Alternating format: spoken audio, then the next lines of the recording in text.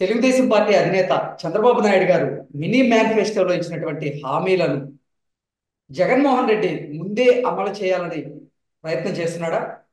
ఆ రకంగా పావులు కదుపుతున్నాడా? ఓటమి భయంతోనే జగన్మోహన్ రెడ్డి ఇదంతా చేస్తున్నాడా అంటే కొననే సమాధానం ఇస్తున్నారు కొంతమంది రాజకీయ విశ్లేషకులు. ఇక ఇదే అంశానికి సంబంధించి మనతో మాట్లాడేందుకు ప్రముఖ రాజకీయ విశ్లేషకులు అడుసుమల్లి శ్రీనివాసరావు గారు మనతో ఉన్నారంట మాట్లాడు. సార్ నమస్తే సార్. నమస్కారం అండి. సార్, తెలుగుదేశం పార్టీ అధినేత చంద్రబాబు గారు మినీ మేనిఫెస్టోలో ఇచ్చినటువంటి హామీలు ఏవైతే ఉన్నాయో వాటిని జగన్మోహన్ రెడ్డి ముందే అమలు చేయాలని ప్రయత్నం చేస్తున్నాడని, ఆ దిశగా పావులు కదుపుతున్నాడని, ఓటమి భయంతోనే ఇదంతా చేస్తున్నాడంటూ కూడా ఒక వార్త బయటకు వచ్చిన నేపథ్యంలో ఈ వార్తలో వాస్తవం ఉందా అంటే ఏం చెప్తారు సార్? ప్రజలు అలాగా ఆలోచిస్తారంటే వీళ్ళు మేనిఫెస్టో ప్రకటిస్తేనే ఇలాంటి ప్రకంపనలు వచ్చినాయి, ఇలాంటి పనులు జరిగిపోతున్నాయి కదా. ఉమ్, వీళ్ళు అధికారంలోకి వస్తే ఇంకెంత బాగా జరుగుతాయని ఆలోచిస్తారు. ఉమ్, ఎందుకంటే పోలీసులకి సంబంధించి కొన్ని హామీ ఇచ్చాడు లోకేష్ గారు మొన్న యువగళం సభలో. ఉమ్, అది చూసిన తర్వాత ఈయన డిఏడిఏ రిలీజ్ చేసాడు. అలా ఖచ్చితంగా లోకేష్ గారు ట్యాక్స్ చెప్పుకుంటారు. ఉమ్, అవును.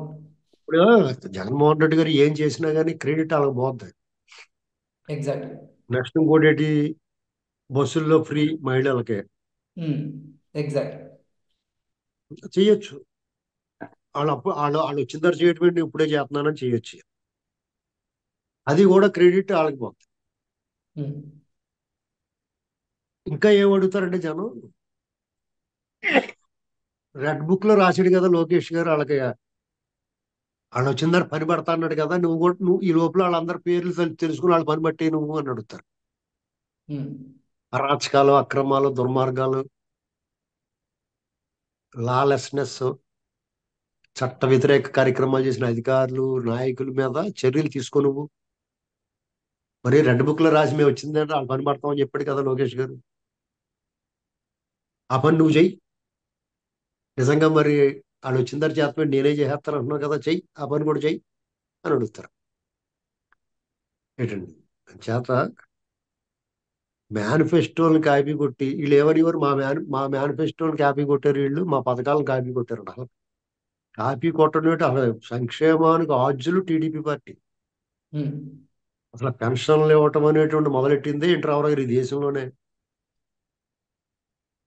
వృద్ధాప్య వితంతు పెన్షన్ అనేటువంటిది రామారావు గారు మొదలెట్టాడు. 35 రూపాయలు ఇచ్చేవారు అవును. స్టార్టింగ్. కరెంటు 50 రూపాయలు హార్స్ పవర్ పెట్టాడైనా, 5 హార్స్ పవర్ వరకు 50 రూపాయలే. అలాగా ఇది వీళ్ళు సంక్షేమం విషయంలో అది చెప్పుకోలేకపోరు, అది మాత్రం వాస్తవం. ఎప్పటికప్పుడు చెప్పుకోవాలి. వీళ్ళు ఎంతసేపు అభివృద్ధి మీద కాన్సన్ట్రేట్ చేసి శ్రేణులు కానీ నాయకులు కానీ, చంద్రబాబు నాయుడు గారు అంటే అభివృద్ధి అనేటువంటి చెప్పారు కానీ, తెలుగుదేశం పార్టీ అంటే ఇది బీసీల పార్టీ. సంక్షేమం అభివృద్ధి రెండు కళ్ళు, రెండు రెండెడ్లు సమానంగా నడుస్తుంది, రెండు పట్టాల మీద రెండు చక్రాల మీద నడుస్తుంది సంక్షేమం అభివృద్ధి అని చెప్పేసి చెప్పలేకపోయారు, చెప్పుకోలేకపోయారు. ఇప్పుడు వీళ్ళు చెప్పుకోకపోయినా అర్థమైంది జనాలు జగన్మోహన్ రెడ్డి గారు వచ్చిందన్నారు. ఎందుకంటే అవును. జగన్మోహన్ రెడ్డి గారిది తినేత కంపెనీ. తినేత కంపెనీ అంటే దువ్వేతమే అన్ని, అప్పులు తెచ్చి కూడా సగం వెనక లాగేసుకుంటున్నారు. పైగా వీళ్ళు ఎంత అరిసిగి పెట్టుకున్న జగన్మోహన్ రెడ్డి గారు వైసీపీ పార్టీ, అక్కడ టీడీపీ ఒంటరిగా పోటీ చేస్తేనే తిరుగులేని ఆధిక్యంతో గెలిచే అవకాశం ఉంది. అలాంటిది జనసేనతో కలిసిన తర్వాత అసలు వీళ్ళకి అడ్డు ఆదుకో ఉండదు. క్లీన్ స్వీప్ అంటారు కదా. ఈవెన్ రాయలసీమలో ఆయన సొంత జిల్లాలో ఆయన సొంత నియోజకవర్గం కూడా పోతుంది. అలాంటి పరిస్థితుల్లో ఈయన ఏమి చేస్తే కూడా అబ్బాయి కొంచెం లేట్ అయిపోయింది, అబ్బాయి నువ్వు ఈ పాటికే చేయాల్సింది ఇది అంటారు. ఏమైనా చేస్తే చేయలేదు అనుకోండి, అదిగో చేయలేదంటారు. అంటే ముందు నువ్వే వెనక్కి నువ్వు చేసినా తిడతారు, చేయకపోయినా తిడతారు. ఎందుకంటే నీ స్వయంకృతం నువ్వు చేసుకున్నావు, నీ కర్మది. నీకు అందంగా అర్ధరాజ్యం ఎత్తే అడుక్కుని చెప్ప కడిగి దాచిపెట్టుకున్నావు. నేను మొదటి నుంచి చెప్తున్నాను, అదే పని చేసాడు అతను. ఎవడైనా అంత మ్యాండేట్ ఇచ్చి గెలిపించినప్పుడు అమరావతి అమరావతి నీకు ఏం అన్యాయం చేసింది? అక్కడ అక్కడ ప్రజలు కూడా నిన్ను గెలిపించారు. అక్కడ నీ ఎమ్మెల్యే గెలిపించారు. అమరావతిని అమరావతి లాగా పోనీ చంద్రబాబు గారు అంత చేసే దమ్ము, తెలివితేటలు, సత్తా నీకు లేకపోయినా కదా, ఎలా ఉన్నదని అలా నడిపించుకోవచ్చు కదా. ఆ ఆఫీసర్ క్వార్టర్స్ అక్కడ ప్రజలు కట్టించిన ఇళ్ళు అవన్నీ ఇచ్చేసి, ఆ ఫ్లాట్లు కట్టి ఇచ్చేసి, ఓ 10,000 ఎకరాలు దొబ్బేసిన నిన్ను ఎవడేమన్నది. ఉమ్, ఇక్కడ పై రోడ్డు పక్క రోడ్డు మొత్తం అందరూ ఈ టక్కలు చేసుకొచ్చి ఆఫీసర్లు వాళ్ళు వీళ్ళు అందరూ కూడా నీ మనుషులే కదా. నీ కోసం ఏకంగా పార్టీలో పెట్టేస్తున్నారు. ఉమ్, అటువంటి పరిస్థితుల్లో మీరు తిరిగిలేకపోతున్నారు. పోలవరం పోలవరం అంత తప్పు కదా అది. దాన్ని రివర్స్ టెండరింగ్ అని దాన్ని అలాగా ఆడిట్ చేయటం, శిథిలాలయం చేసేసి అదే ఆధునిక దేవాలయం అది ఉమ్, శిథిలాలయం కింద మారిపోయింది.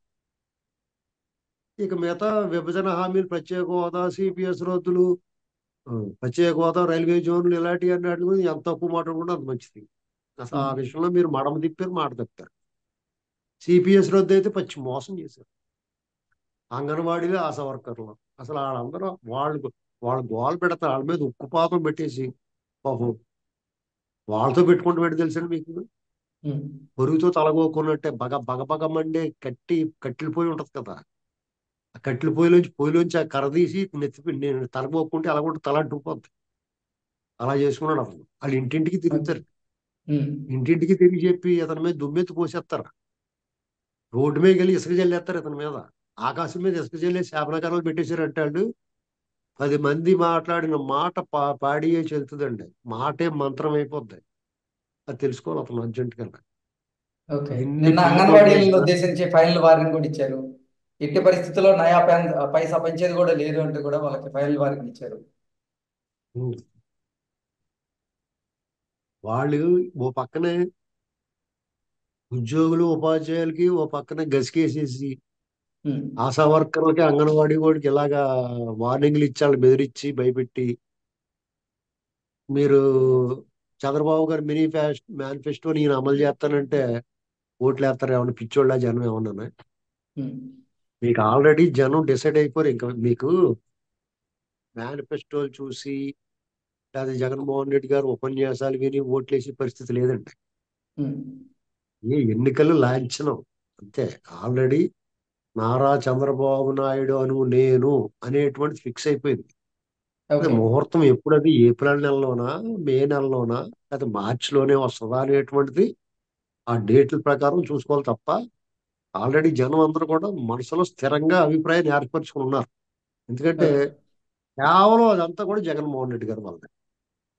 టీడీపీ పోరాడింది కాదంటలేదు, కానీ జగన్మోహన్ రెడ్డి గారు టీడీపీ పోరాటం వల్ల జగన్మోహన్ రెడ్డి గారు కూడా బాగా పరిపాలన చేస్తుంటే హోరాహోరీగా ఉండును. ఒక డౌట్ ఉంది, ఎవడు గెలుస్తాడు ఏంటి పందాలు గిందాలు ఉండు. ఇప్పుడు అంత వన్ సైడ్ ఉమ్, ల్యాండ్ స్లైడ్ విక్టరీ అంటారు.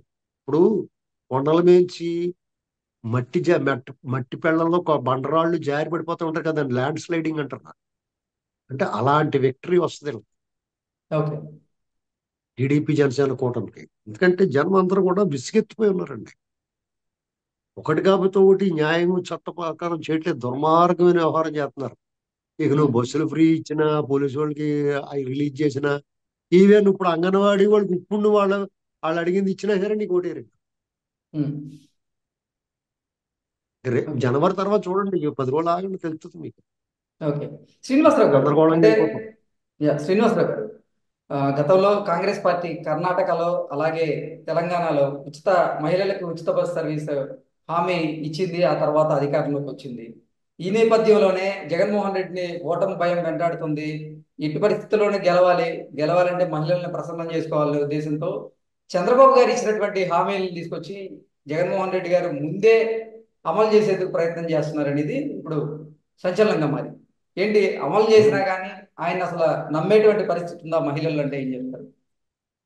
అలా కాదండి. ఇప్పుడు మహిళలు కానీ ఇప్పుడు ఈ పథకాల లబ్ధిదారులు ఏమనుకుంటారంటే చంద్రబాబు నాయుడు గారు థ్యాంక్స్ చెప్పుకుంటారు. సర్లే అండి బాబు, మీరు వచ్చిందని చేద్దాం అనుకుంటారు, ఈ లోపల నుంచి చేసేది థ్యాంక్స్ అండి, మీరు మీ మేనిఫెస్టో పెట్టిన దానికని చెప్పి చంద్రబాబు గారి గురించి ఆలోచించుకుంటారు. ఉమ్, మీకు ఇది టైం అండి. కర్మ గుడిసేటిది అయితే గోసిలో పిడిగడద్దు అంటారు.